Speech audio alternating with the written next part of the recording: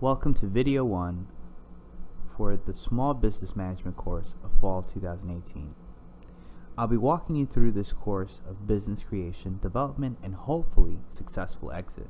As you know, we are looking to create a case as to whether or not small business is less, more, or just as important as the corporate companies we identify throughout the day.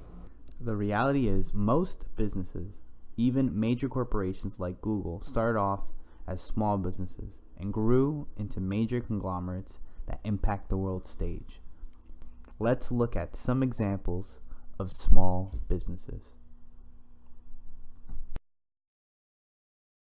Brian Scudamore, CEO of 1-800-GOT-JUNK, once stated, "I often get asked advice from young people who are interested in starting their own business, and what I tell them is, don't do what I did." Which just goes to show you that what works for one CEO or entrepreneur may not work for another.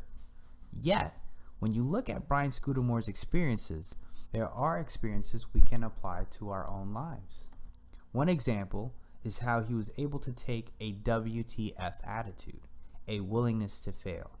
Being the grandchild of two entrepreneurs who owned an army surplus store, Brian had some experiences around a business. Not only that, he dropped out of high school to start his business in waste management. So at 20, he starts a business, and 8 years later, he's able to reach $1 million in revenue. He had to step back at that point and realize that he was no longer an entrepreneur, but he was a business owner. He was a long way from being that little child in his grandparents' army surplus store. He was finally getting a chance to really become a business owner. Once he started comparing himself to others, however, he started to become frustrated, which began looping into a negative mindset. So what he did was take that WTF approach, a willingness to fail. He secluded himself at a retreat and made a list of what it was he wanted to accomplish within his company.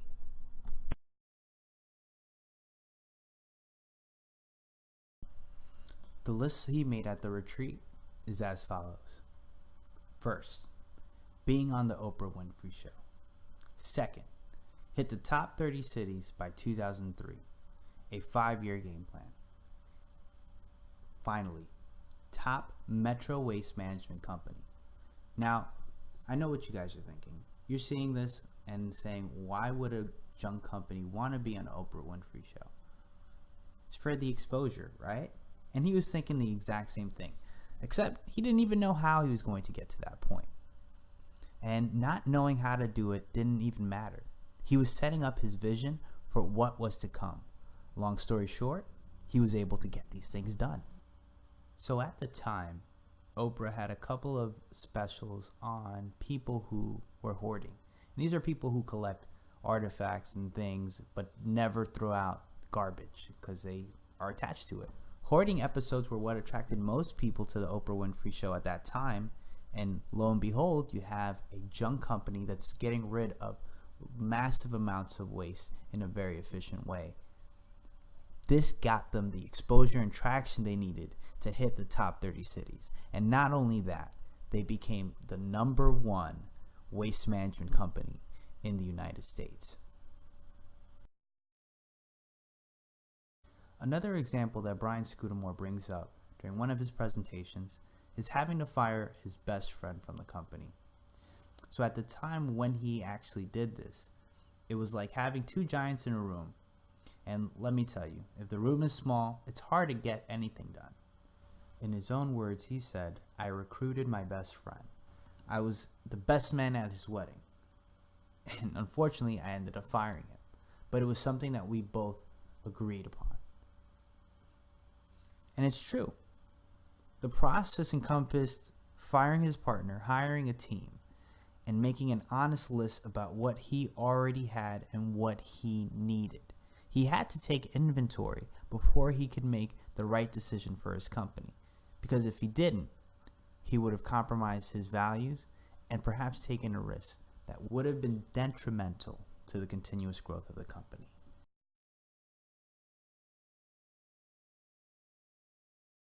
So some key takeaways from this anecdote.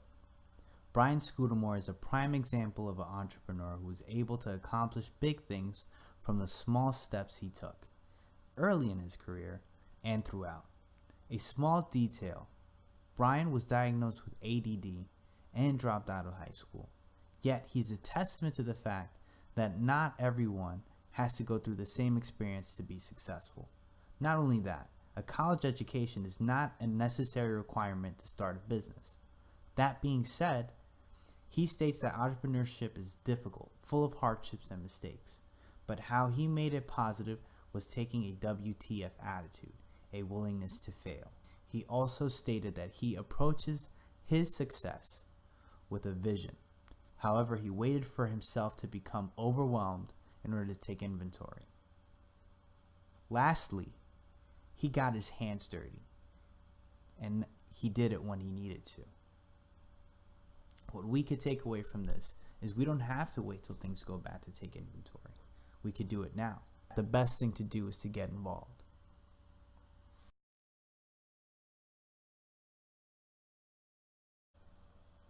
One 1-800-GOT-JUNK is no longer a small business, it's a corporation.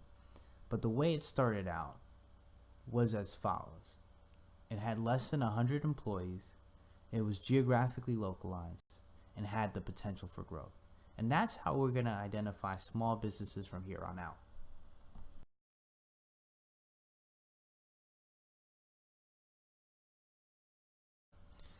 Another example of two entrepreneurs that founded the Lightbridge Academy is Guy and Julia Falzarano, husband and wife team.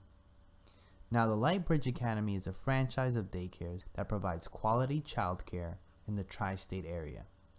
Guy Falzarano and his wife focus on core values. These are aspects that are most important to them personally, emotionally, and now financially. And the reason I bring this up is because it's a big piece of their business. As far as what sets them apart from other daycares, it's really their wow factor. A customer service that goes beyond what others are willing to do.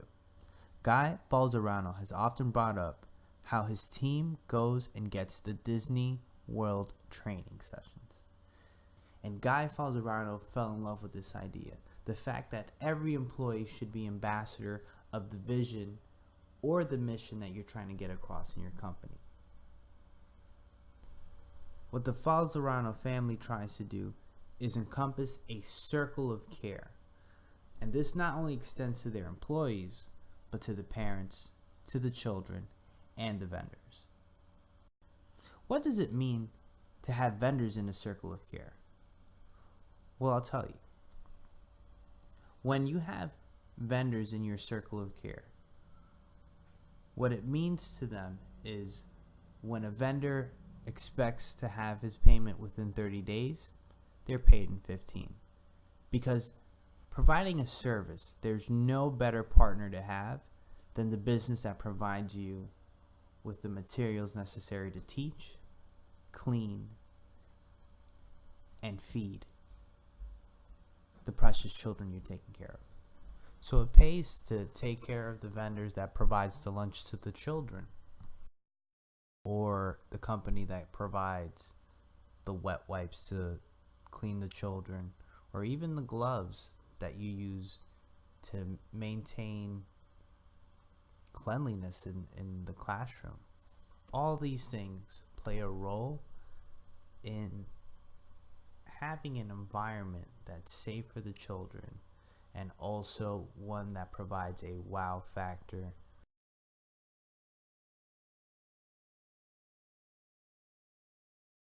So the 3 points to take away from this example is the fact that the Falzaranos are guided by core values, and so are their employees. These core values encompass things like nurturing, being responsible, happiness for the children, things that you would expect from a daycare. And all these things guide the decisions that the Falzaranos make. The second point to take into account is that stakeholders are what keep the business thriving. And you want to think of stakeholders are people who have a stake in the company. These are people who might own equity, parents of the children who depend on the service, or even the employees who depend on the payment for their work. And the third point is right incentives for the right behaviors. Now, what is incentivized for some of the employees is being able to work in an environment that gives back to the community and gives back to the children that so desperately need the education or so desperately need the attention. But one thing that I did not mention is the fact that as far as net income is concerned, it's tied to the reward system for the managers, meaning that a portion of whatever the company makes is given back to their employees, primarily the managers and the principals of these daycares. This incentivizes a behavior towards helping saving the company money, because the more the company saves, the more the managers and the principals make in profit and commission.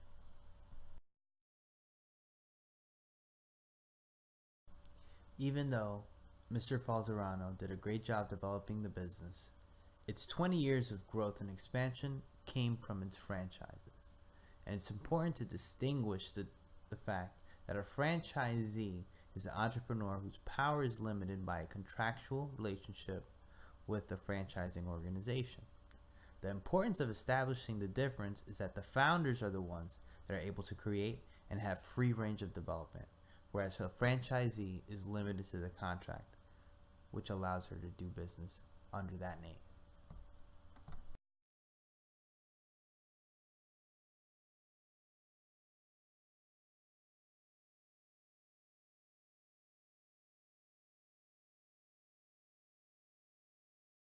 The last section we want to cover is the motivation that drives entrepreneurs. So as you can see here, we have a flow chart that talks about the values and goals of most entrepreneurs. For values, we have personal fulfillment, and some examples of goals that stem from personal fulfillment are making a difference, being able to change the life of those around you or your community, or a sense of belonging and working together, being a part of something.